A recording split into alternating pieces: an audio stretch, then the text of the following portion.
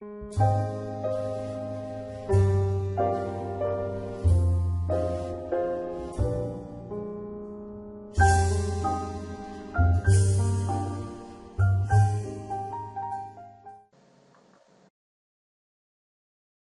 we are going to discuss closing meetings.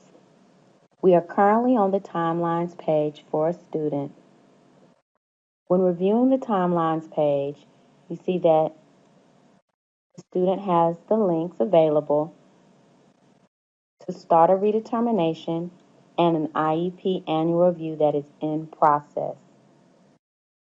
When you go to the Meetings tab, you can see that there is an open annual review meeting notice with a status of reschedule.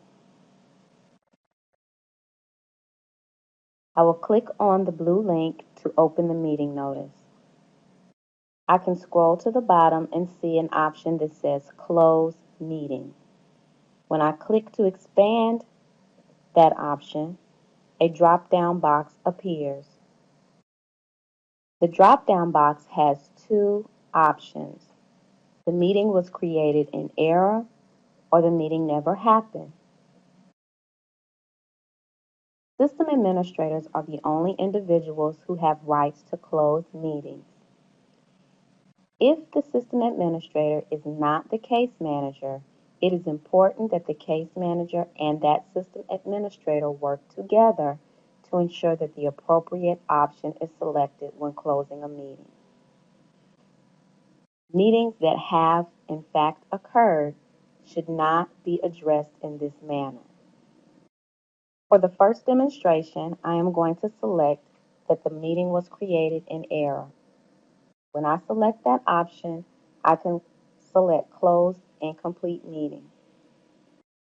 When I select Closed Incomplete Meeting, my meeting status has now changed from rescheduled to closed created in error. When I go to the IEP tab, the IEP is shown as Closed Not Finalized. Closed Not Finalized lets a user know that an IEP document was created, but it was never active. The active IEP is still showing below the closed IEP document. When I return to the timelines page, my link has changed from IEP in process to Start Annual Review. Lastly, when I look at my meeting tab, it shows that the one meeting that I had open has been closed and was created in error. We are now on the timelines page of a different student. This student has an initial eligibility in process link. When I click on the Meetings tab, I see that there is an open meeting notice with an accepted schedule dated for September 12, 2013. When I click the blue tab, it opens the meeting notice. This meeting notice has three purposes. It is very important that system administrators pay attention to the purposes that are selected in meeting notices that they are attempting to close. Please remember that meeting notices should only be closed for meetings that did not occur, either because they were created in error or they never happened. This meeting notice has initial eligibility and initial IEP selected as purposes. In this situation, the system administrator should check with the case manager to determine if both purposes were addressed in this meeting. If the initial eligibility was completed, but the initial IEP was not completed, the system administrator should not use the closed meeting option.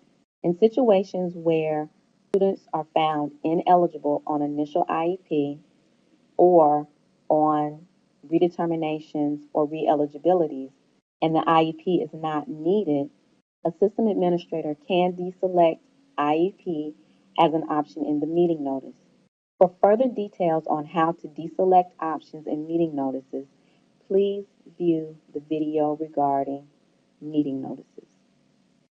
For this demonstration, we are going to say that this meeting can be closed because it never happened. It is essential that system administrators close meetings as soon as possible after they have determined that they did not occur.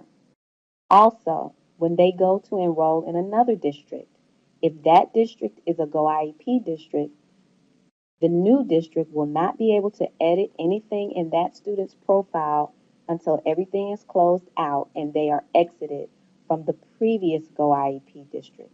Therefore, it is very important that system administrators close open meetings for meetings that did not occur in a timely fashion. For this example, we are going to say that this meeting did not occur, and I'm going to close the meeting by going to the bottom and clicking the expand button. I will select the option of meeting never happened and select close meeting. By doing so, I have closed the meeting. When I go to the eligibility tab, you can see that the eligibility was closed and not finalized. The IEP was closed and not finalized. When you return to the Timelines tab, the tab now says Start Initial Eligibility. This student is now available to be exited if necessary and can be transferred to another district. System administrators are able to close out open meetings for students who are not leaving the district. This completes our discussion of closing meeting notices.